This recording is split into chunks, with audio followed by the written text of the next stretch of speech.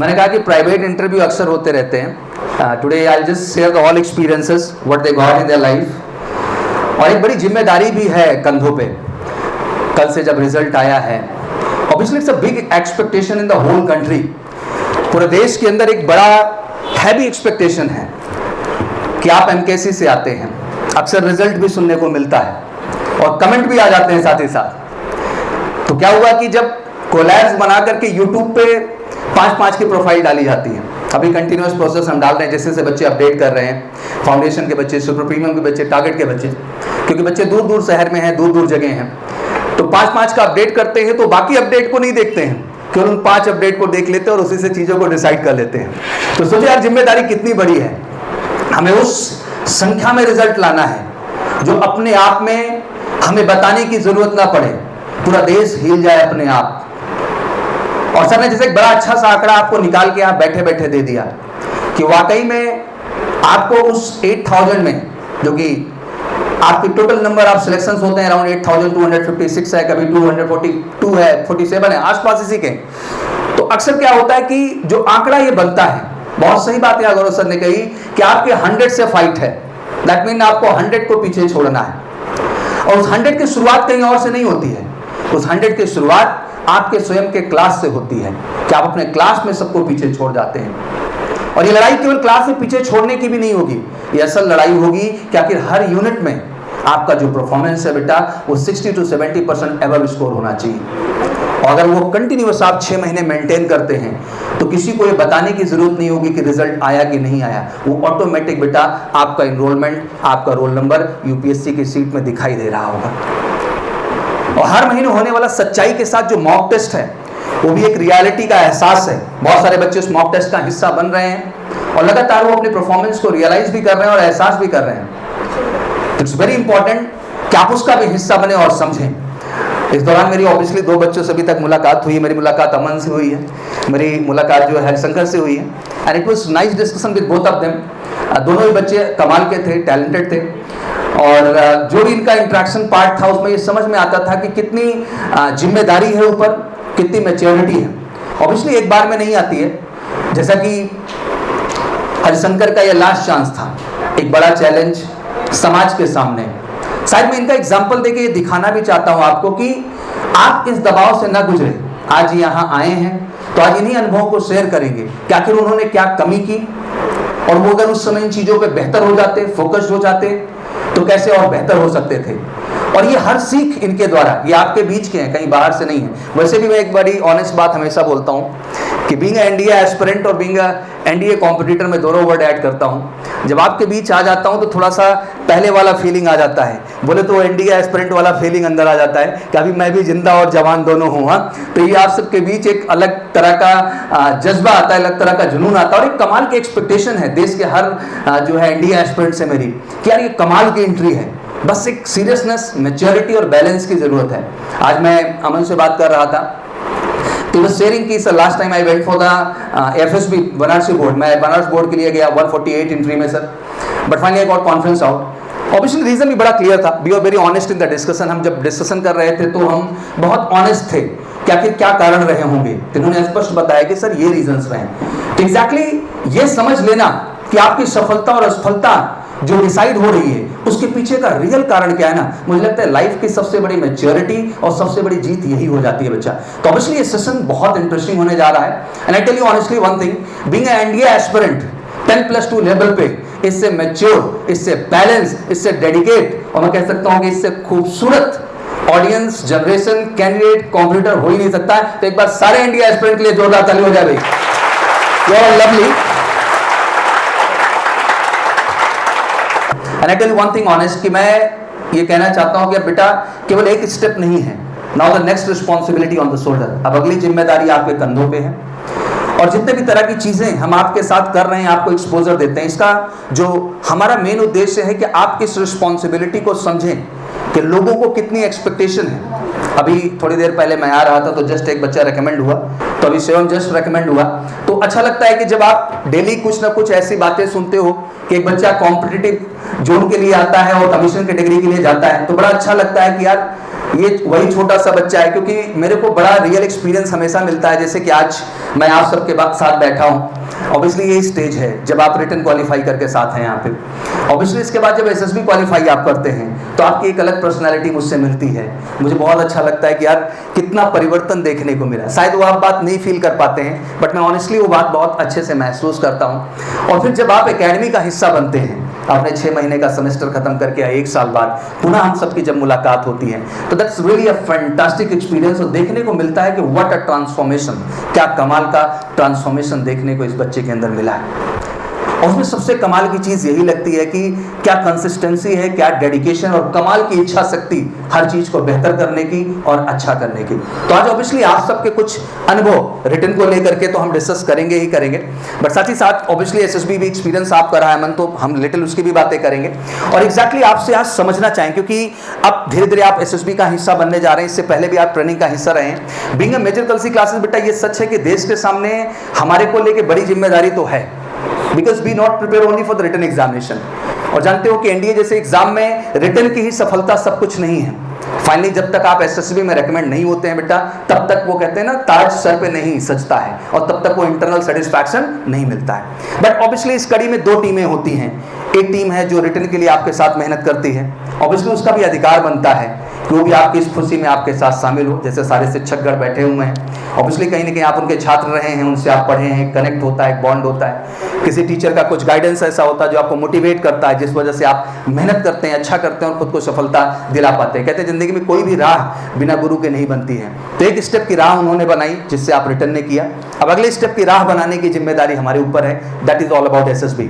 तो एसएसबी को भी लेके हम जम के मेहनत करेंगे। इसलिए मैं हर बच्चे को इस मन से कहता हूं कि ये ट्रेनिंग कोई 14 डेज की नहीं है बेटा, ये ट्रेनिंग उस एहसास की है जब आप इंटरनली ये महसूस कर लें कि now sir I am okay, और मैं कमाल करूंगा सर इस ट्रेनिंग ग्राउंड में, आपको 100% स्क्रीनिंग मिलेगा sir, I do best in my psychology part sir, mock interview sir कमाल का जाएगा सर, मैं इंप्रेस करके बाहर आऊँगा। और साथ ही साथ सर जीटीओ में भी आपको एक बेहतर परफॉर्मेंस देखने को मिलेगी। ये एहसास, ये कमिटमेंट बहुत ज़रूरी है, और ये कमिटमेंट बहुत सच्चाई के साथ आएगा, बहुत रियल एफर्ट्स के साथ आएगा जो हमारे साथ आप करेंगे। और इसके लिए 14 नहीं, 28 नहीं, 42 नहीं, 60 डेज भी लग जाए, मुझे उस बात से कोई फर्क नहीं पड़ता है। बट बेटा ये एहसास, ये पॉजिटिविटी आपको लेके जाना है। और बड़े गर्व से कहना चाहता हूँ कि अभी इसको मैं शेयर भी कर रहा था, मैं चाहता हूँ कि ठाकुर सर लिख दे तुम्हारे लिए कि he will be sure shot, और कहें कि इस बच्चे का मेरे को मॉक इंटरव्यू शूट करना है। क्या शूट करना है? जब वो मॉक इंटरव्यू शूट करने की बात आती है तो फिर वो श्योर शॉट होता है, उसको कोई रोक नहीं सकता है, ठीक है ना।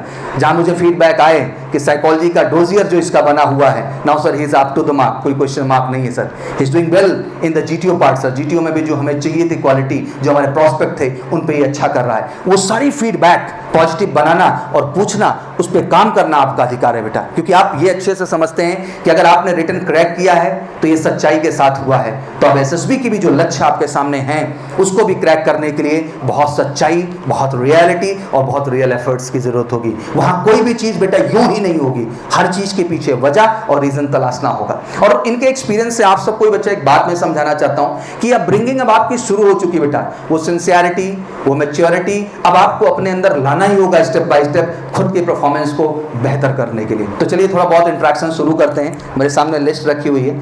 अमरदीप कल से ही मुझे मैसेज कर रहा था, मुलाकात मेरी तुम्हारी हो नहीं पाई थी हाँ डायरेक्टली, बट ये कोशिश कर रहा था। चलो अमरदीप से थोड़ी सी बात करते हैं, कुछ बताएं अमरदीप अपने विषय में सबसे पहले। सर मेरा नाम अमरदीप कुमार है, मैं बिहार से हैं। बिहार में किस जिले से हैं आप? नालंदा जिला। नालंदा जिले से हैं? Yes sir. चलिए बहुत बढ़िया बात है। तो कैसे आपकी जर्नी शुरू हुई रिटन एग्जामिनेशन की? ये पहला अटेम्प्ट था आपका 149? No sir. इससे पहले दिया आपने? सर 148 एंट्री भी दिया? Yes sir. कैसा रहा उसमें? ये मतलब करीब 20 नंबर से रह गए। 20 मार्क्स से ये आपने जज कर लिया था? Yes sir. इस बार आप श्योर शॉट थे? यस। इस बार टोटल स्कोर कितना आपका है? 410 420। अच्छा 410 एंड 420 रहा। 420 तो कम ही बनाया करो यार, हाँ इट शुड बी एटलीस्ट 430। हाँ 420। और तुम लोग जो है मतलब अभी हमारे पास रिजल्ट्स नहीं है, क्या नहीं है, बट आंसर की तो था, तो जिससे मैच किया। तो यार मैच करने में 420 क्यों निकल आता है बार बार? हाँ and I listen with a lot of candidate, ये बहुत बच्चों से सुनने को मिला। सच में ये आंकड़ा है कि बस बोल देते हो? No sir. हाँ सच में है। सच में है। चलिए बहुत अच्छी बात है। तो 148 तुम्हारा हुआ नहीं जी, तो 149 में दबाव था आपके ऊपर? Yes sir. काफी दबाव था सर। किस चीज का दबाव था? बहुत सारे, जैसे पिछली बार पापा ने फोन किया था, मैंने बताया भी नहीं था पापा को कि रिजल्ट आया है। अच्छा पापा को बताया नहीं रिजल्ट आया, फिर क्या किए पापा? फिर किसी का गांव में निकल गया तो वो पापा को बताया कि आपके बेटे का क्या हुआ। अच्छा। पापा ने हमें फ़ोन किया। हाँ। फिर मैंने बोला नहीं हुआ। अच्छा, फिर उसके बाद तुमने तैयारी शुरू की। हाँ, तो इस बार डिसाइडेड थे कि इस बार कुछ भी करके फोड़ना है मेरे को। हाँ, चलिए बढ़िया। क्या स्ट्रैटेजी थी बेटा? जैसे कि एक मैथ को लेके बड़ा फोबिया रहता है, अब साइंस स्ट्रीम का बच्चा है तो मैथ के साथ साथ कहीं ना कहीं जीएटी पार्ट भी एक इंपॉर्टेंस तो रखता ही है, क्योंकि स्कोरिंग पार्ट वही है आपका पूरा का पूरा। तो क्या स्ट्रैटेजी थी, कुछ बताएं अपने विषय में आप सबसे पहले। मेरा मैथ थोड़ा बेहतर था जी। और इधर फिजिक्स बेहतर था। इंग्लिश कुछ खास अच्छी नहीं थी, फिर भी रानी मैम इंग्लिश पढ़ाती थी, बहुत अच्छी पढ़ाती थी। जी। अब अमर को मैं यहाँ पे देख रहा हूँ और मैंने ऐसे बहुत कैंडिडेट्स देखे हैं जो फाइनली रेकमेंड हुए। एक अच्छी बात बताता हूँ, जो इनोसेंसी, जो डिसेंसी, जो नेचुरल एटीट्यूड अमर में है, ये नेचुरली किसी के अंदर जल्दी मिलता उलता नहीं है। तो एक बहुत कमाल की चीज़ है बच्चा जो इसके अंदर है। बस ज़रूरत है उस सच्चाई को, रियलिटी को, अपनी ऑनेस्टी को। आप बहुत ईमानदार बच्चे हैं जितना मैं अभी तक पर्सनली आपको जानता हूं बच्चा। बस उस चीज़ को आपको निखारना है बेटा, और वही चीज़ आपके सफलता का क्या बन जाएगी, कारण। और इंग्लिश वीक नहीं है, अब इंग्लिश को बेहतर करना है और वो जज्बा लाना है। And I tell you one thing honest, specially for the Bihar people, I just want to add this कि एक माइंडसेट सेट था कि बिहार का जो बच्चा होगा वो नॉन कमीशन जाएगा, बोले तो अधिकारी रैंक पे नहीं। The one single reason behind it कि उसका कम्युनिकेशन का प्रॉब्लम है। बट हम पिछले 2 साल से जिस तरह से कमीशन में बिहारी बच्चों ने फोड़ा है रिजल्ट को लेकर के, that everything change now. But बच्चा उन सब ने मेहनत की, रियलिटी से एफर्ट्स किए और खुद को बदलाव लाया। तो अब आपको भी अमरदीप जबरदस्त मेहनत करना है और खुद को बदलाव लाना है, और एसएसबी में एक ऐसा व्यक्तित्व दिखना चाहिए कि दोबारा जब इधर स्टेज पे बुलाया जाए ना तो बिंदास खड़े होकर बोलने का ताकत होना चाहिए। ठीक है, तो इंग्लिश में आपको प्रांजलि मैम ने मदद की। यस। तो उनके गाइडेंस से आपको सपोर्ट मिला था। Yes sir. अच्छा, ये बताओ 30 वोकैब थी इस बार, 20 आपके 10 एंटोनिम 10 सिनोनिम्स और 10 आपके इडियम एंड फ्रेजेस हो गए। 30 में कितने अटेम्प्ट किए थे? 30 में करीब मैं 18 किया था। 18 कर गए थे। अच्छा, तो गड़बड़ कहाँ सबसे ज्यादा हुआ, इडियम फ्रेजेस में कि एंटोनिम सिनोनिम्स में? गड़बड़ थोड़ा ग्रामर बेहतर नहीं थी। अच्छा, ग्रामर अच्छा नहीं कर पाए आप। I just tell you one thing, SSB का पूरा टेस्ट ही बेटा पर्सनैलिटी का टेस्ट है, जहां आपको हर टास्क में एक प्रेशर डेवलप किया जाएगा, एक प्रेशर में लाया जाएगा, और उस प्रेशर में आपकी पर्सनैलिटी किस तरह से निकल के आती है बेटा, यही टेस्ट है जो एसएसबी बोर्ड के अंदर आपको देखा जाता है। और वो बेटा रियलिटी से आता है, वो बनावटीपन से कभी नहीं हो पाएगा। इसलिए आपको ध्यान रखना है कि जिंदगी की हर सिचुएशन को पॉजिटिवली लीजिए और उसके लिए एफर्ट्स करिए। तो आप हमको आज एक स्ट्रांग वादा करेंगे यहाँ पे कि आज से कम्युनिकेशन पे बिल्कुल आग लगा देंगे आप। हाँ, you need to give the best. किस बैच में थे आप? 3MKC। 3MKC। बढ़िया से मेहनत करेंगे और बिल्कुल अपनी कम्युनिकेशन और पर्सनालिटी आपके अंदर बेटा सब कुछ अच्छा है, बस आपको अगले फेज के लिए काम करना है। और हम लोग तैयार हैं। Being a major Kalsi classes we are the perfect in the both part. हम रिटन में भी कमाल करते हैं और एसएसबी में भी क्या करते हैं, जबरदस्त कमाल करते हैं, और हमें इंडिविजुअली सब कुछ पता है कहाँ कैसे और किस तरह। तो लगना है बेटा और बेहतर करना है। चलिए, thank you so much. Pass to him. चलिए, बहुत बढ़िया। चलिए आगे बढ़ते हैं। तो हमारे साथ हैं दिनेश चौधरी। तो चौधरी साहब कहाँ से हैं आप? आगरा। आगरा जिले से हैं। चलो बढ़िया जी। तो फौज पहले ये बताओ डिसाइड कब किया और जाना क्यों है? 2 जवाब चाहिए मुझे आपसे तेजी के साथ, फटाफट। सर डिसाइड तो मैंने नवंबर में किया था। नवंबर में डिसाइड किया है और पीट भी दिया भाई। तो इससे पहले आपको जानकारी नहीं थी इसके विषय में? इससे पहले आपको नवंबर में पता चला। वेरी ऑनेस्ट बेटा, and love that your honesty. नहीं तो लोग इधर अलग ही तरह का डायलॉग देते हैं क्वालिफाई करने के बाद। फैमिली सपोर्ट कर रही है आपके इस निर्णय को? Yes sir. चलिए, पिताजी क्या करते हैं आपके? पिताजी किसान हैं। किसान आदमी हैं, उन्होंने कहा फौजी बनो? हाँ, कहा था। चलो बढ़िया जी। तो नवंबर वाला एग्जाम दिया आपने? हाँ, नवंबर वाला एग्जाम दिया था। लेकिन नहीं हुआ? नहीं हुआ। क्या रियलाइज हुआ एग्जाम देने के बाद? एग्जाम दिया था तो थोड़ा लगा के नहीं हो पाएगा मेरा, पर पापा ने कहा कि ऐसे थोड़ी ना होता, ऑफिसर ऐसे थोड़ी ना बनते। ऐसे ही थोड़ी ना बनते हैं। हाँ? उन्होंने कहा कोचिंग में जा इलाहाबाद जी। तो मैं यहाँ जनवरी में आया था, 2nd वीक में। जी। तो सितंबर के लिए आया था, 6 महीने के लिए। तो सितंबर के लिए प्रिपरेशन कर रहा था, तो अप्रैल का ही निकल गया मेरा। आशुतोष, कहाँ से आते हैं बच्चे आप? रायबरेली से। रायबरेली से हैं आप? तो अपने एरिया के हो गए भाई। चलो बढ़िया जी। कहाँ पढ़ाई की रायबरेली में आपने? सर लालगंज में बक्सी मेमोरियल पब्लिक स्कूल था, वहीं तो वहाँ से आपने स्टडीज़ की। तो ये फर्स्ट टाइम आपने एनडीए एग्जाम दिया? चलो बहुत बढ़िया जी। कैसा लग रहा है? ये कॉन्फिडेंट थे कि क्वालिफाई करेंगे? यस सर, बिल्कुल सर। कब कॉन्फिडेंट हो गए थे आप? सर क्लास 12th में इतना मतलब अच्छे से पढ़ाई कर ली थी हमने, जी। और यहाँ पे आने के बाद वो परफेक्ट स्ट्रेटजी प्लानिंग के साथ मैंने पढ़ाई की, तो सर उसी से कंफर्म। यूनिट टेस्ट में क्या स्कोर रहता था अमूमन, थोड़ा सा बताएं आप हमारे। टेस्ट जो आपने सर यहाँ पे कंडक्ट हुए थे उसमें सर 2 बार टॉप रैंक आई थी, बहुत बढ़िया। फर्स्ट रैंक जी। थी, और सर यूनिट टेस्ट में भी अच्छा स्कोर रहता था। अच्छा, ये चीज़ आशुतोष मैं आपके माध्यम से बताना भी चाहता हूँ कि देश में क्या होता है कि एक बड़ा सा भ्रम रखा जाता है, लोग टेस्ट नहीं देते हैं, लोग मॉक टेस्ट नहीं देखते हैं, जबकि सच ये है कि आप जो वहाँ कर रहे हैं वही सच है। यूपीएससी में जाके ऐसा कोई जादू नहीं होगा, रियलिटी से ही आउटपुट आने वाला है। हाँ, मेरिकल्स भी होते, मैं ऐसा नहीं कह रहा हूँ, बट जो मैक्सिमम हमने देखा है कि अगर वो यूनिट और मॉक बेहतर दिख रहा है तो फिर कोई क्वेश्चन मार्क नहीं है, क्योंकि रियलिटी तो वही है, उसको आता है तभी तो कर पा रहा है। ओके आशुतोष, कुछ बताएं लाइक एसएसबी को लेके कैसा माइंडसेट चला, क्योंकि आप बहुत कॉन्फिडेंट दिख रहे हैं, confident for the 12th standard, फिर आपने स्ट्रैटेजी भी सही बनाई और फाइनली क्रैक किया। कॉन्फिडेंस इतना है sir, my weight was almost 97 kilogram. 97? कुछ राज बता भाई, मेरा बढ़ता चला जा रहा है। हाँ, ऐसा क्या किया तुमने?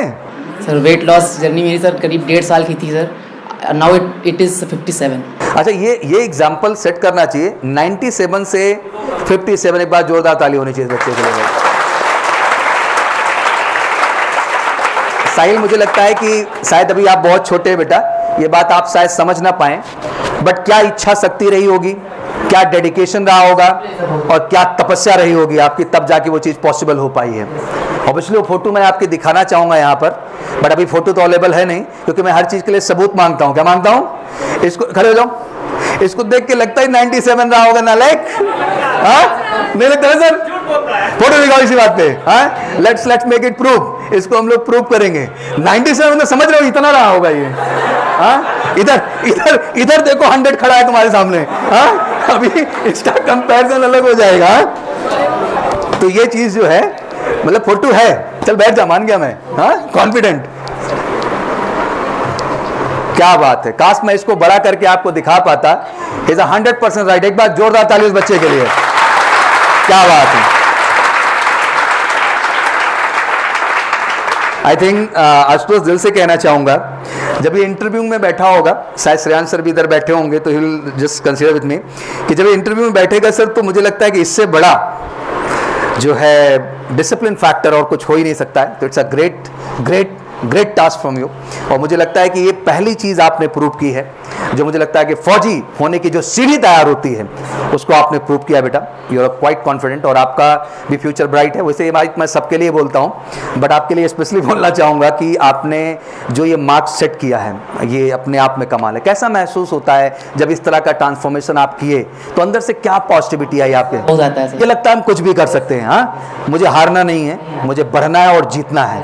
ओके, नाउ एसएसबी के विषय में, लाइक आप जैसे कि एक अच्छी स्कूलिंग से आए, जहाँ तक जिस स्कूल का आप नाम ले रहे हैं मैं जान रहा हूँ पहले से ही, तो कैसा लगता है लाइक आप एसएसबी के प्रोस्पेक्ट को देखते हैं? ऑब्वियसली सिलेक्टेड बच्चों के इंटरव्यू वगैरह देखते ही रहते होंगे आप, एंड क्या कनेक्ट कर पाते हैं उन बच्चों के साथ जो रेकमेंड हुए हैं? खुद को किस तरह से कनेक्ट कर पाते हैं आप? सर जैसा बताया सर, ट्रांसफॉर्मेशन तो बहुत ज़रूरी है सर। अपने आप को ट्रांसफॉर्म करना है सर, उस लेवल पे ले जाना है सर, और सर फोकस होना है इसके लिए सर। यही सारी चेंजेस। अच्छा, कुछ एक्टिविटीज़ हैं जैसे कि स्क्रीनिंग से रूबरू है थोड़ा बहुत, आप स्क्रीनिंग टेस्ट को लेकर के, जिसमें आपका बेसिक स्क्रीन टेस्ट होता है, तो कभी खुद से ट्राई किया किसी इमेज के आधार पे स्टोरी वगैरह राइट करने का? अच्छा, अभी तक कुछ ऐसा नहीं रहा।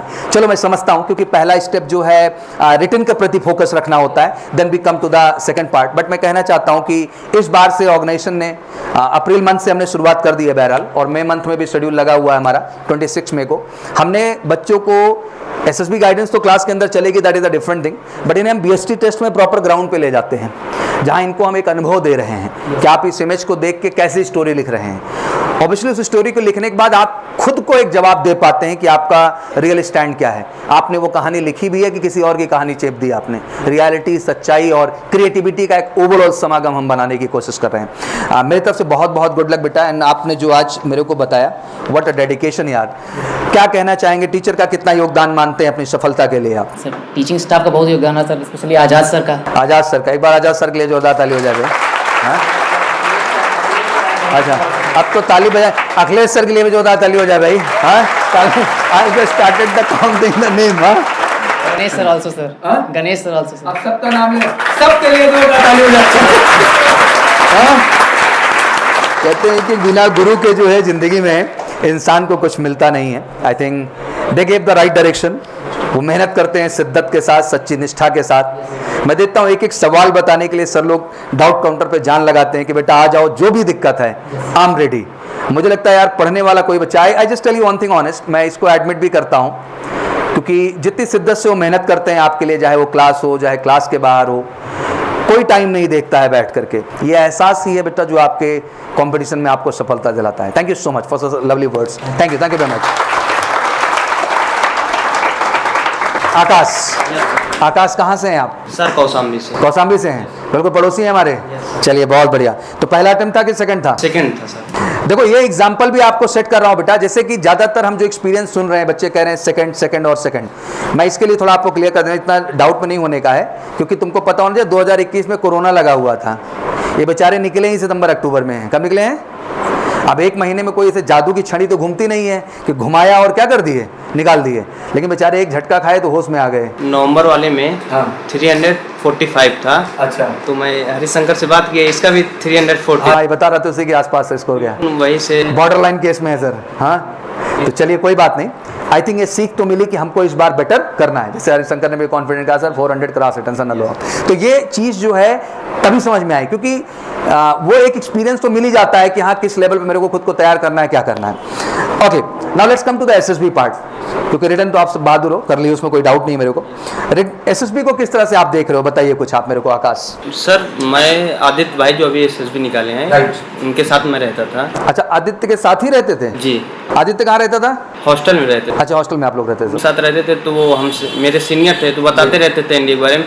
तो वो बोले कम्युनिकेशन पे। आदित्य बिहार वाले? जी जी। 4-5 आदित्य रेकमेंड हो गए हैं। नहीं, जो अभी आदित्य। अच्छा, अभी करंट वाले आदित्य, ठीक है, बिहार वाले आदित्य। अभी जब इस बार निकले, तुमसे बात हुई, बोलेंगे कंटेंट पे ध्यान दो, कंटेंट ही आपका कॉन्फिडेंस बिल्ड करता है। अगर ये बिल्ड हो जाता है, कम्युनिकेशन आपका मीडियम बनता है जो आपको अच्छा परफॉर्मेंस दिलाएगा। और एग्जैक्टली बेटा ये सच भी है कि किसी भी विषय पे बोलने के लिए पहले आपके पास नॉलेज होना जरूरी है। कि आपके पास जब नॉलेज होता है, इन्फॉर्मेशन होता है बेटा, तो कभी भाषा बहुत बड़ी बार नहीं बनती है। इवन आप आदित्य की बात करो, Aditya I know from very, मतलब उसको तो मैं छोटे से जान रहा हूँ पूरा का पूरा। अब समझो he got recommendation in 6th attempt. आप साहस से सोचो कितना धैर्य बच्चे में रहा होगा, कितना पेशेंस, कितना बैलेंस, कितना डेडिकेशन, और सीखने लायक, क्योंकि वो बिहार बोर्ड के प्योर हिंदी मीडियम से बच्चा। आप समझ सकते हो कितना संघर्ष रहा होगा अपने को बिल्डिंग करने में। लेकिन ये है, अब आप तो साथ रहे हैं तो यू हैव ऑल एक्सपीरियंस। उनके साथ आए थे, वो इलाहाबाद से रिकमेंड हुए थे। 2 लोग साथ में और उनके रिकमेंड हुए थे। वो दोनों फ्रेशर थे। अच्छा, दोनों फ्रेशर। तो हम 3 लोग भैया आए थे, मैं फिर संगम घूमने गए। वो जो फ्रेशर थे, आदित्य भैया भी, तीनों अपना एक्सपीरियंस दिए। तो मुझे और कॉन्फिडेंट आ गया कि मैं भी कर सकता हूँ। एग्जैक्टली। और मुझे लगता है इसीलिए कहते हैं ना बच्चा कि एक अच्छी संगत जो है आकाश हमेशा इंसान को एक पॉजिटिविटी देती है। मैं भी एग्जांपल शेयर करना चाहूँगा कि आदित्य, इससे पहले वाले आदित्य, तो आदित्य का ही दोस्त है आयुष। लकली बेचारे को, लकली क्या मजबूरी कहूँगा, कि now is joining for the TS entry. उसको TS एंट्री में ज्वाइन करना पड़ गया। अभी उसका SSB था इसी अप्रैल में, और वो श्योर शॉर्ट कैंडिडेट था NDA के लिए। लास्ट वाले अटेम्प्ट में कुछ गड़बड़ी हो गई जिस वजह से वो नहीं हो पाया। उसके जितने भी बैचमेट थे सारे जाके नेशनल डिफेंस एकेडमी का हिस्सा है। तो इंटरव्यू दे रहा था तो बच्चा तब भी उदास था कि सर मैं नेशनल डिफेंस एकेडमी डिजर्व करता हूँ सर, लेकिन आज परिस्थिति, परिवार और जिम्मेदारियां ऐसी हैं सर कि मुझे TS एंट्री जाके ज्वाइन करना पड़ा है। मैंने कहा बेटा देखो, कमीशन तो जा ही रहे हो, और जज्बा होगा तो ऐसे नहीं, आगे ऑप्शंस की कमी है, you have all scope to go for the जो है आर्टिलरी पार्ट, तो आप जा सकते हैं वहाँ पे। तो ऐसी ऐसी भी कहानियाँ मेरे सामने रही हैं कहीं ना कहीं कि बच्चे, तो वो पहले ही दिन से डिसाइडेड था कि अगर हमारे इन भैया ने कर लिया है तो मुझे भी वो चीज़ करके क्या करनी है, दिखानी है किसी भी। तो ये आकाश जज्बा बहुत ज़रूरी होता है बेटा, और आप में वो मैच्योरिटी है, और बिल्कुल सही बात आपने निचोड़ बोल दी है। बस अब बेटा उसके लिए मेहनत करना होगा, बिकॉज अब जो भी आपका कंटेंट होगा, इन्फॉर्मेशन होगा, उसको किस तरह से आप अभिव्यक्त करते हैं, यही आपके जीत का क्या बनेगा बच्चा, कारण बनेगा। चलिए, थैंक यू सो मच, आपने एक लाइन में बहुत बड़ी बात कही, थैंक यू वेरी मच। तो कुछ क्वेश्चंस जो आप लोगों के हों आप पूछ सकते हैं, यहाँ से जवाब आपको वो बच्चे देंगे किस तरह से क्या किए हैं। कोई सवाल बचा आपके दिमाग में? कोई सवाल नहीं है? जवाब क्या होगा? क्या बात है, 4 सितंबर को सब फोड़ के रहेंगे, ये जवाब है सर। और ये एक्सपेक्टेशन है यार, इधर रिजल्ट हजारों में चाहिए, क्या चाहिए? और संख्या आप ही बनाओगे मेरे शेर, और कौन आएगा यार बनाने के लिए? हाँ, ये सब कुछ आपके लिए है, जो कहोगे, जैसा कहोगे, जान हाजिर है, पूरी मेहनत करेंगे, बस आप डटे रहिए। NDA एग्जाम को अगर देखा जाए तो एक सिरे से बहुत टफ भी है बेटा, और देखा जाए तो एक सिरे से बहुत आसान भी है बच्चा। बस जरूरत यह है कि आप मन में ठान लो कि सर इस बार हमको लगना है सर हर वो सवाल जो मैथ के बुक में है, इस बार Satyendra sir, Vikas sir, Anish sir, Narayan sir, Vijay sir, everyone there, Vaibhav sir, everybody was there, उन्होंने क्वेश्चंस आइडेंटिफाई किए बेटा, around 80 question from the book. GS का जितना कंटेंट है किताब के अंदर, अगर ईमानदारी से वो केवल पढ़ लिया जाए और उनके क्वेश्चंस अप्रोच कर लिए जाएं। आपके क्लास में जैन सर होते हैं, जेके सर होते हैं, गणेश सर होते हैं, एवरीबडी इज देयर, आपके साथ अभिषेक सर होते हैं। अगर लगातार आप ध्यान से देखें तो यही आपको बार बार रियलाइज कराते हैं केवल किताब। मैं सच ये बोलना चाह रहा हूं बच्चा, देखो मैं भी एक कॉम्पिटिटर रहा हूं, इसलिए उसमें स्पष्ट बोल देना चाहता हूं कि जब तक आप ठान के पढ़ना नहीं शुरू करेंगे, जब तक आप ये नहीं रियलाइज करेंगे कि एग्जाम एक्चुअली आपको देना है और आपको क्वालिफाई करना है, दूसरे केवल गाइड करेंगे, दिशा करेंगे, सपोर्ट करेंगे, तब तक शायद बेटा ये चीज संभव होने वाली नहीं है। तो इट्स वेरी इंपॉर्टेंट बच्चा कि आप सब इस बात को रियलाइज करें और जम के आज से लग जाए बेटा। बस एक जज्बा रखो यार, इस 4 सितंबर के पहले मैथ का एक एक सवाल सर, फिजिक्स का एक एक सवाल सर, इंग्लिश का एक एक सवाल सर लगा जाएंगे। और हमारे पास कोई काम ही नहीं सर, 24 घंटे यही काम है, मैं लिख के दूंगा स्टाम्प पेपर पे कि सारे के सारे सेलेक्ट हो, किसी को रोक के दिखाए कोई हिम्मत हो तो ये कैपेसिटी आपके अंदर आएगी बेटा। बस जरूरत है डिसाइड करके लगने की, तो लगना बहुत जरूरी है।